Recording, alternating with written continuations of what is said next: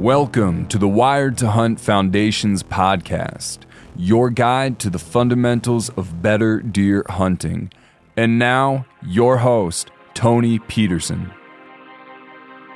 Hey everyone, welcome to the Wired to Hunt Foundation's podcast, which is brought to you by First Light. I'm your host, Tony Peterson, and today's episode is all about how confidence helps you kill deer.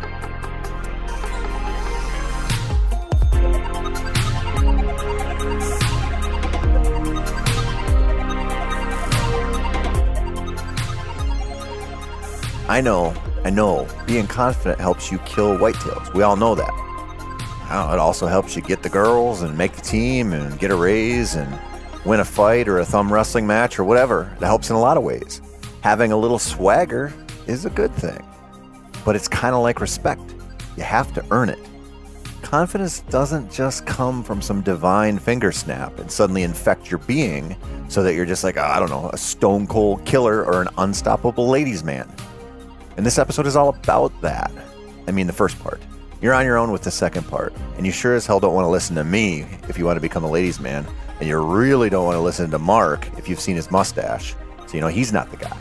So listen up if you want to learn about how confidence can help you kill some bigger deer.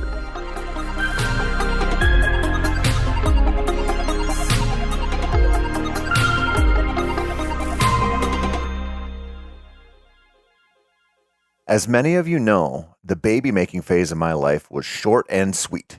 I got a twofer out of the deal. A deal where I saw my wife only a couple of times during turkey season over a decade ago. Those little girls, born in the middle of December in 2011, they have changed my life in a lot of ways. Too many to count. And while the obvious stuff of parenthood should be, obvious, they've taught me so many things that I did not see coming. One that really surprised me is a lesson on confidence. One of my daughters, now keep in mind if you're one of my slower listeners, that these girls are twins. So theoretically, we should kind of expect them to behave in similar ways. One of my daughters, she's pretty self-conscious. She worries too much about what other kids will think, and that is a factor in so many of her decisions.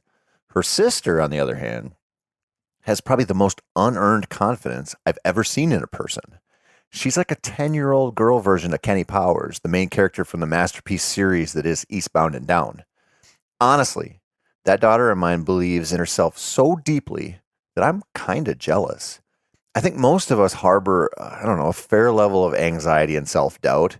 And as adults, we just kind of learn to hide it better and learn to avoid situations where it'll be obvious to casual observers. Now, this girl, my daughter, she doesn't really operate in that world. She knows, and I mean absolutely knows, she can do things that she literally cannot do. Imagine that. She has full faith in herself in an astounding way. This was truly evident to me as we coached the girls in a fall softball league recently. My not-so-confident twin daughter, she wouldn't pitch. In those early years of player pitch, all eyes are on the pitcher, and mostly they are terrible, and it's not a great place to be if you're not confident. And, honestly, all those kids are terrible.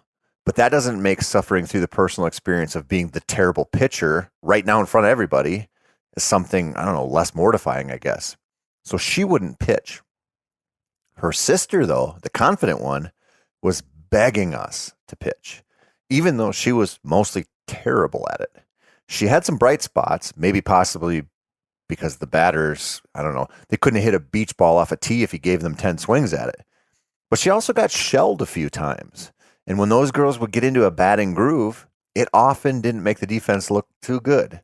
And during those times, my daughter would walk off the field, and honest to God, she said this to me, I guess it just wasn't my day to pitch. She shook that shit off like an NFL quarterback, and it made me jealous. I couldn't imagine not mind grinding over that for at least a couple days, maybe a couple weeks or months. Her confidence in herself, it's going to be a life changer for her. Your confidence in yourself could be too, if you learned how to develop it properly around hunting.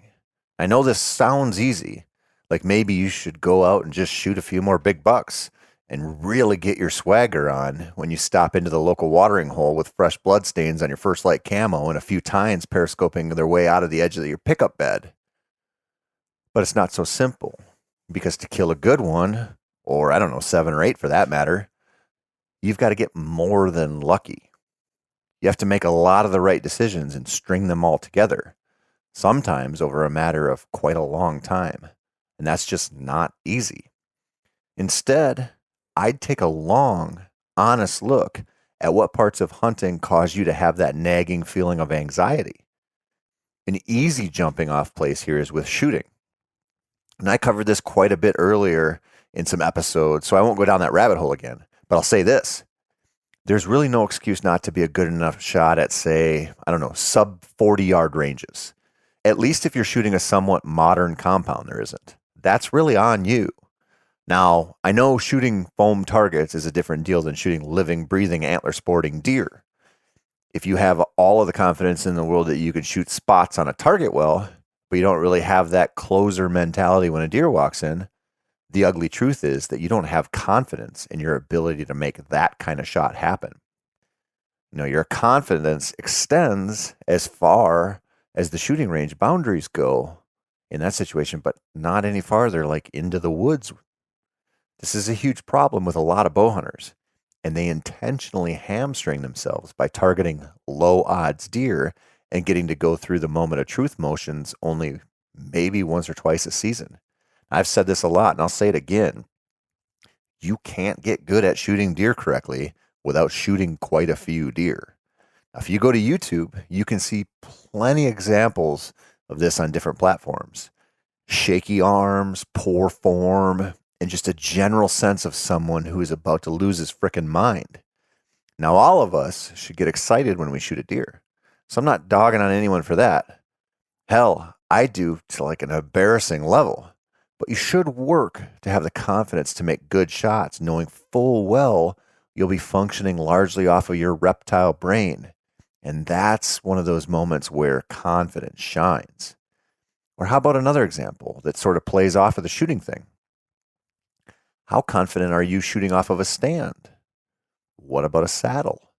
I think one of the biggest disservices we have done to the bow hunting masses is not talk about how long it takes to get confident using a saddle, and then not only hunting out of one, but being mindful enough of your shooting form from one to not send your point of impact way off when you're taking shots from them. There are plenty of examples of this on YouTube. Now, how do you fix that? Well, you practice from one a lot. You make it second nature to check your form while shooting around the tree on both sides and hanging off and shooting directly away from the platform. Really, these rules apply to any type of actual hunting shot. How many hunters do you know who have shot the side of a blind while turkey hunting or deer hunting? I have, and I can tell you one thing, it sucks. Not only do you definitely not get the critter you're shooting at, you scare the living shite out of yourself and you have a hole in your blind. If you're really unlucky, you might even hit a support pole and have some carbon fiber slivers in your future. Now, I'm sure my neighbors think I'm a certifiable nutcase, but I used to practice shooting from blinds a lot. And I used to set up a tree stand in my yard or shoot from my deck. Now, it's not always easy, but it's always worth it. To have a been there, done that attitude, you have to be there and do that a lot, I guess. I'll give you another example of confidence. You can't replace it with someone else's experience. In September, a good buddy of mine was looking at hunting Wisconsin's deer opener. Now, he's an Iowa guy, born and raised in Iowa, so he's used to two things: an October opener and having the entire rut to bow hunt literally the best state in the union. As the opener loomed closer, I started getting these anxiety-ridden texts from him about the weather.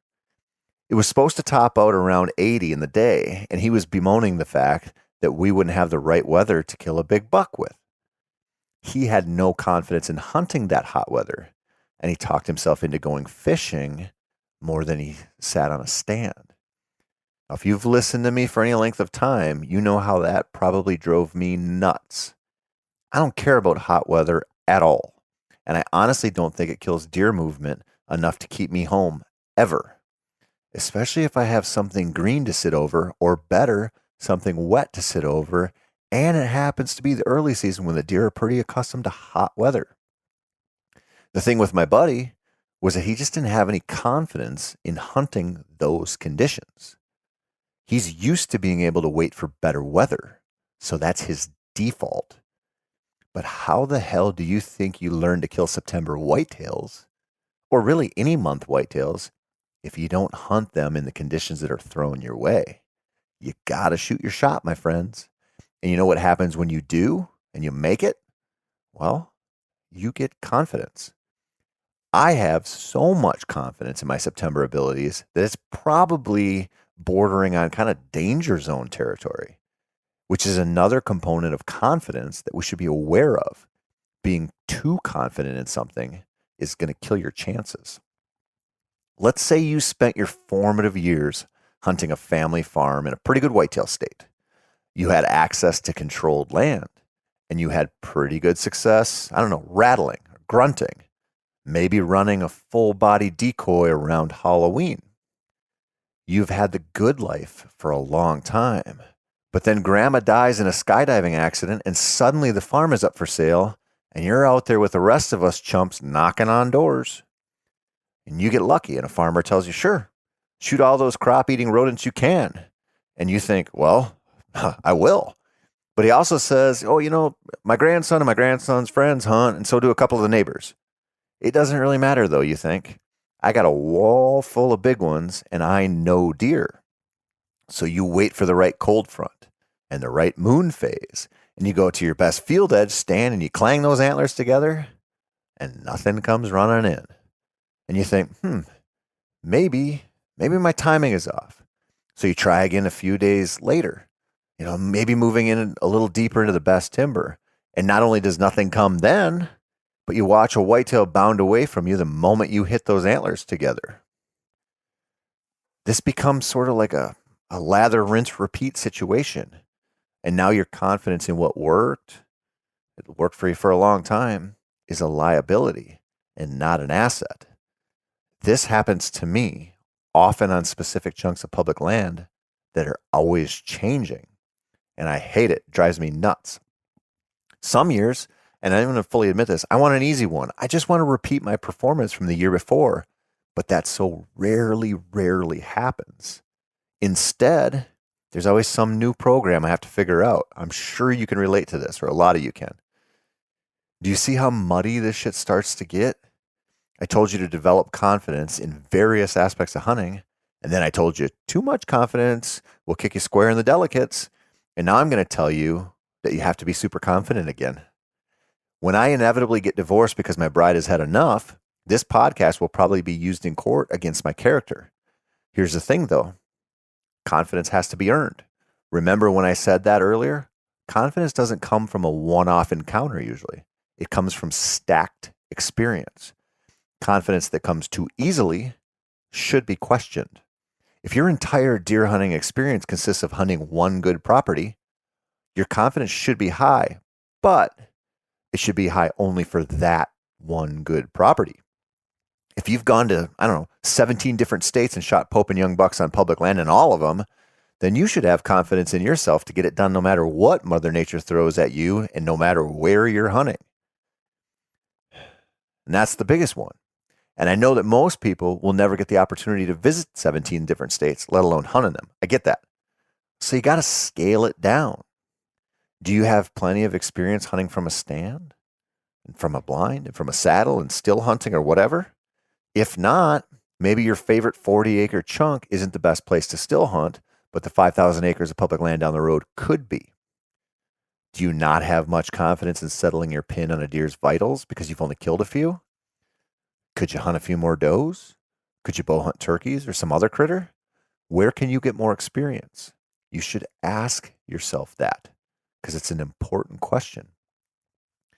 Do you put yourself in a position to be challenged in new ways? I think the importance of this can't really be overstated. One out-of-state trip a year that takes you to unfamiliar territory and forces you to figure out things on the fly, that's going to help you build confidence in a major way that you're going to take home with you. Especially if you go through right to the end of that hunt and you don't give up or phone it in. I realize this might be a little overwhelming and I might be, out driving my headlights here. So let's back up a second and get a little granular with this concept. Where are the little mistakes you make during your hunts? Are they that you didn't clear your entrance routes very well or cut shooting lanes very well? Maybe you didn't e-scout to the point where you had a lot of confidence that you were going to have real options, ambush options on the various properties you hunt. Those are kind of easy-ish things to get better at. What mistakes do you make getting into your stand? Are you always racing the clock in the morning? Maybe you just got to set your alarm a little earlier and bite the bullet that you're going to get a few less minutes of sleep, I guess. Do you often realize that your climbing sticks squeak on the tree or your ladder stand creaks and pops when you shift your weight in it? Those things are going to cut your confidence off at the knees, even if they don't seem like that big of a deal most of the time. But trust me, if a buck is close and you're terrified to move for fear of making noise, that buck is pretty damn safe. Now, maybe you've shot a few deer and you've gotten poor penetration on them. There's a confidence issue built in there that is going to come roaring back to life when you see a deer walk in that you want to shoot. Maybe it's a broadhead issue or a bow tuning issue or something else. But whatever it is, it's also a confidence robber. Instead of thinking, I've got this, this is over, he's as good as being in the back of my truck and tagged, you'll be thinking, I hope I've got this. And that is bad, bad, bad. And look at the big stuff and ask yourself where you believe in yourself. What are your strengths? Play off of them. But also look at your weaknesses, the secret things that make you nervous. Those are the things you have to really figure out. Now, I'll never forget as a young man chasing a bass fishing dream that went nowhere, how nervous I'd be heading to a body of water that was famous for a certain bite, like say a Carolina rig bite, or maybe a deep rock pile or weed line type of bite that just wasn't my thing. Even if I didn't fully acknowledge it, I was always full of nervous energy over not being able to do the single thing I probably would need to do to catch a limit.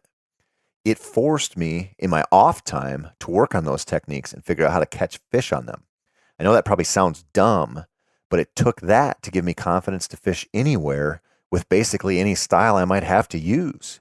And hunting is like that, except we don't do it for competition, thank God, and we mostly do it alone, also, thank God, but we do need to try to develop a whole bunch of different skills that will all be linked together. And we do need to find mental space that fuels the flames of belief in ourselves that says, without question, if that buck walks in within 40 yards and stops broadside or quartering away in a decent opening, that he's going to be wearing our tag by the end of the hunt. When you get to that place, it's pretty nice, even if the footholds and the handholds aren't always as solid as they seem, because after all, things can go sideways in a variety of bad ways, but they don't have to. And they often won't unless we allow them to. And the best way to not force those outlier situations to happen is to work on ourselves in small doses for years to become more confident in our abilities to do exactly what we need to do every time we enter the woods. And you can get there. I promise you that. And if you do, you're going to shoot at some deer. So you know what? You're going to have to blood trail some deer. The next 2 episodes are going to be all about that process, so be sure to tune in. That's it for this week, my friends. I'm Tony P, and this has been the Wired to Hunt Foundations podcast, brought to you by First Light. As always, thank you so much for your support. And if you want more of a whitetail fix, feel free to check out Mark's new show on the Meat Eater YouTube channel, which is called Deer Country. You can also visit the Wired to Hunt YouTube channel for how-to videos and go to themeateater.com/wired to read all kinds of whitetail-related articles.